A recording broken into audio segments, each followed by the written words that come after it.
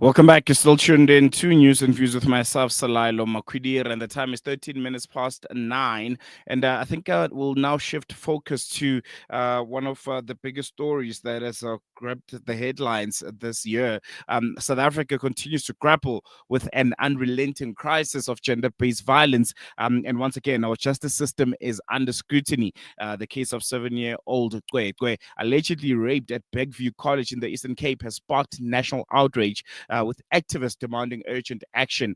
Despite DNA evidence being collected and two suspects submitting samples, the school principal has reportedly refused to cooperate, further fueling concerns about accountability and systemic failures. And in response, the nation has risen into protests with marches and petitions calling for justice. But why does it take public outcry for authorities to act? And what does this case reveal about the broader failures in protecting vulnerable children and women in South Africa? And also, what concrete changes are needed to ensure that there's justice for the victims of gender-based violence. And joining us now is Bulelwa Adonis, spokesperson for Women for Change, who's going to help us unpack these pressing issues and also discuss the way forward. Bulelwa, thank you so much for joining us. Welcome to Salam Media. Really appreciate you giving us your time this morning.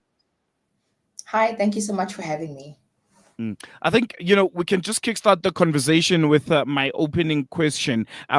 Why does it take public outcry and these petitions and these hashtags for our authorities to act when we've been saying that the issue of gender-based violence has been a scourge and a plague in our society for a very long time? It's well documented. There have been many other cases, but it seems the authorities just don't get it. There's no swift responses. We don't see arrests and action as fast as we want to. Why could that be happening when we have all the facts of just how important it is, to make sure that, the perpetrators of cases like this, these unspeakable cases, are held accountable? Sure. You ask such a pivotal question. I think a question that people like you and myself ask ourselves on a daily basis. We wonder, like you said, we have all the facts, we have the stats, we have the title of rape capital of the world. We see our femicide rates increasing on a daily basis. We see the normality of this. But I think to simply answer your question is because we are a society of rape culture. We have normalized it. We're numb to the scourge, this pandemic that is gender-based violence and femicide. The problem is we have momentary moments of aggravation. We are aggravated from time to time, but we're not consistently angry. We're not consistently frustrated. There isn't an urgency directed towards this pandemic, which is baffling to me, to organizations like ourselves, because, like you said, the stats show it. There's so many cases like the case that has currently struck all our hearts as of recently. But it's an important question that I think most of us should ask ourselves. Why does it take certain cases for us to wake up to the reality of what's going on? So I think it's just because we're not angry enough. I think it's because we're not accountable enough as a country. What do you make of this almost, reactive stance that a lot of these political organizations have taken, releasing statements, going out to marches, when this is a known fact, as I mentioned before? They've been quiet all of this time. There's no action and movement in Parliament to make sure that things like, the Sex Offenders Registers Act is being released on time. They have the power to make sure that there's meaningful change. But when something like this that sparks the headlines, trends on social media, comes up, as we've seen in many cases, they are the first ones to release statements and calling for people to be held accountable when they have the power to do that. I think it goes back to what I just said. There's that lack of consistency. It's moments of deciding, okay, I'm going to care now. It's moments of deciding, okay, now this case, because it trends, because it sparked such outrage, let's decide to care. Let's decide to take a stance. Let's decide to say something. Let's decide to show face at rallies, at protests, and all these different things. When in reality, like you said, they forget the pivotal position that they're holding, that they are in the position to make an actual change. change. That I always say this, that on paper we have one of the best legislations in the world, but then when it translates into reality, when it translates to our statistics, it doesn't say the same thing. So I think it just simply goes back to the lack of consistency. It goes back to the lack of just downplaying the reality that this is a pandemic, and that hence why organizations like ourselves, like recently now, we're trying to get gender-based violence and femicide to be declared a pandemic, a national disaster. Sorry, a national disaster. Because honestly, how many more stories, how many more trends need to, how many more stories need to trend rather, for them to take it seriously. Mm-hmm. Let's hone in on this case specifically. What do we know about the legal developments thus far? Are the authorities responding accordingly and appropriately? So, with regards to this case, we don't have any updates with regards to this. I want people to understand that for us as an organization, stories like this are very common. So, we don't hone down on like one story or whatnot. So, we don't have any updates with regards to what's in the media as of right now. So, unfortunately, with that regard, I don't have any updates.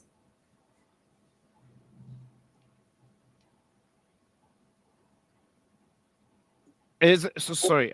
As you mentioned before, that this case highlights the broader issue of gender-based violence and child abuse in South Africa. Then the question is, how do we, as a society, because I think we can all agree at this point that the authorities have failed.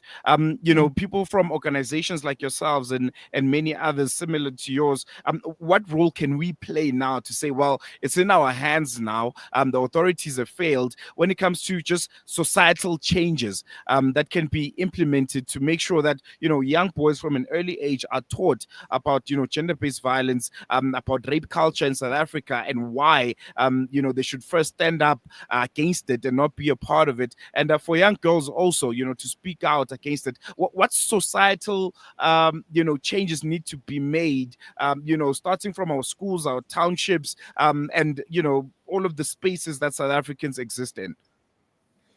I think we need to recognize that one, I always say this, that there's power in being a neighbor. So just pulling away from this narrative of being nonchalant and minding your own business, and understanding that as a society, there's so much that you can do, starting from, like you said, I like how you mentioned not relying on authority because they've disappointed us so many times. So I would say having conversations like what we're having now with one another, with our circles and our families and our homes, starting from a young age, we can no longer afford to be under the stigma that these are uncomfortable conversations with young children. We can't afford that anymore, given the stories that are happening, given the reality of what the story or this case has exposed us to, the reality of GBV in this country. So having these conversations, educating one another, holding each other accountable. So when we see predatory behavior happening around us, calling it out for what it is, because I think that sometimes we wait for the police to call it out. We wait for somebody else to take that role of playing police, when in reality we can actually call accountability for ourselves, in our circles, in our homes, and not being a part of the problem, essentially. So I think little things like that, having these conversations, taking accountability, being in support with one another, believing victims, holding space for them, and such things. So yeah, we can do things like that. One of the most disturbing things about this particular case is the fact that this happened at a school, a place where many parents would feel it's a safe environment for their kids to be in. You trust that, when you drop your kids off at a school for the next, 8-10 hours that they spend there, they're going to be at a safe environment and they're going to be taken care of.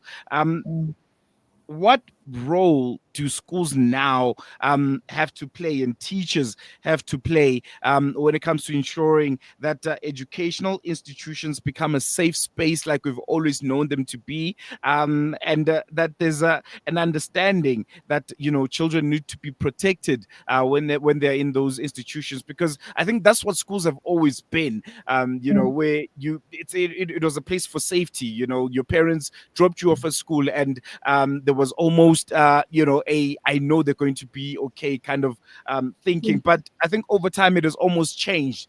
There's almost a danger associated with our schools because of the amount of rapes that we've seen, the amount of violence and murders even that we see at our schools. Sure.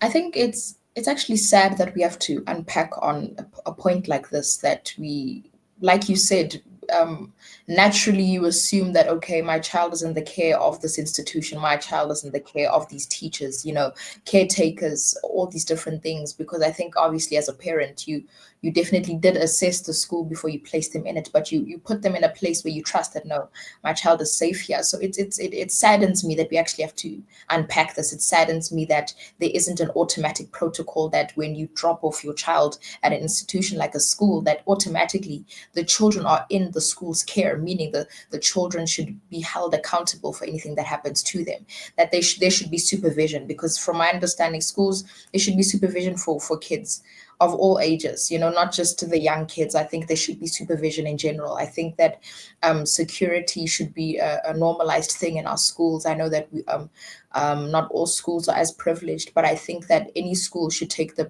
precaution in terms of the safety of our children. I think now we need to start being more vigilant, especially as teachers, wondering to ourselves, why are certain kids being isolated, not normalizing scenarios like that. So I just ensuring that our schools are safe environments. I'm trying to think of rational strategies that can be taken, because for me it's hard to answer this question when it should be a given thing. It should be, Yeah. And I say it's also hard because it's not just our schools, it's our homes, it's anywhere. It's our post offices, that places that are supposed to be safe. It's the fact that we've gotten to a point where we need to have strategies when our country, everywhere we should go, should be safe in general for our children, for all of us as South Africans, actually. And just lastly, before I let you go, Bulelwa, we've seen, the petitions doing the rounds. We've seen, mass rallies happening across South Africa. What more can ordinary South Africans do to make sure that, there's some sort of justice, when it comes to this case? And also there's awareness, from the authorities, from the public, to make sure that there's an understanding that, as you've mentioned, gender-based violence and femicide is a national disaster, and it's a scourge, it's a pandemic that needs urgent attention.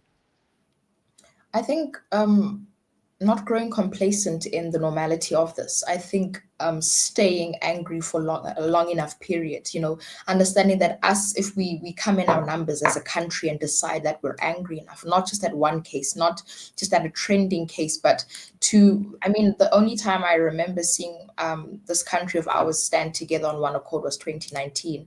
It felt like for the first time as a country, we stood still, we were on one accord, we had one voice, we had one narrative, we had one perspective. So I think moving in a manner like that, moving in a manner that understands that if we come together, we have the power to hold pressure, we have the power to change policies. It's just like we did back in 2019. Let's hold that standard consistently, not just in certain cases. I think we're going to even that. No, Bulelwa, thank you so much for giving us your time, and really appreciate your insights. Thank you so much for having me. There you go. That was Bulelwa Adonis, Women for Change spokesperson, and she was giving us the latest on the hashtag Justice for Cwecwe. I think, I think it's one of those cases that, again, it feels like a punch in the gut, man. When you have small child, imagine that your parent, you drop your kids off at school, and later on you come to pick them up, and you find out that they've been sexually violated, and that there's a big chance that they're probably violated by a teacher, they're probably violated by one of the school administrators, school security, and it's people that should be protecting them. It should people that you've placed your trust, that for this almost 90% of the day, you're going to be having my child in your hands, and you're the one that's going to be protecting them. And you find something like that's happening. I mean, how do you even recover from it? I think this case is yet another painful reminder of the deep rooted failures in our justice system. But not only that, the moral fiber of the country and the direction that it has taken, it it raises a lot of questions. And well, from the justice system side, because at the end of the day, they're the people that have the responsibility to make sure that the perpetrators of horrendous crimes like this one are held accountable. This is an urgent reminder that we need reform in how these cases are handled. The case of gender-based violence, it is unacceptable, that it takes nationwide protests and public pressure from the public for authorities to act, for people to do their job, when the safety of our children is at stake. So you want to be told, get off your chair, get off your butt, police commissioner, get off your butt, commander of whatever station, do something about it. Hey, work. What if this was your child? Hey, and I like what Bulelwa mentioned, that as a country we're not angry enough.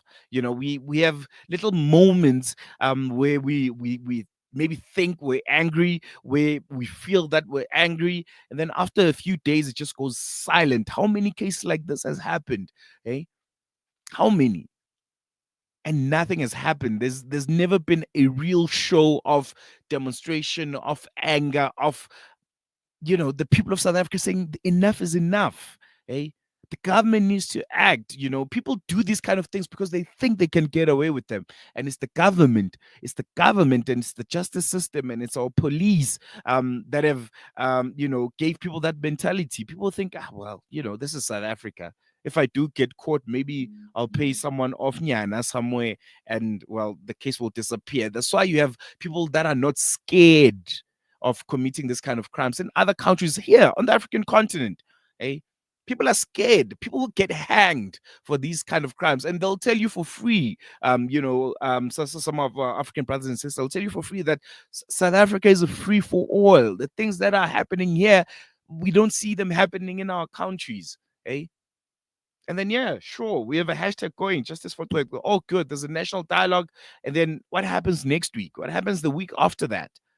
Are we waiting for another case to happen? Are we waiting for another child to be raped, to have their innocence and childhood stripped away from them forever? And then we're going to get angry again.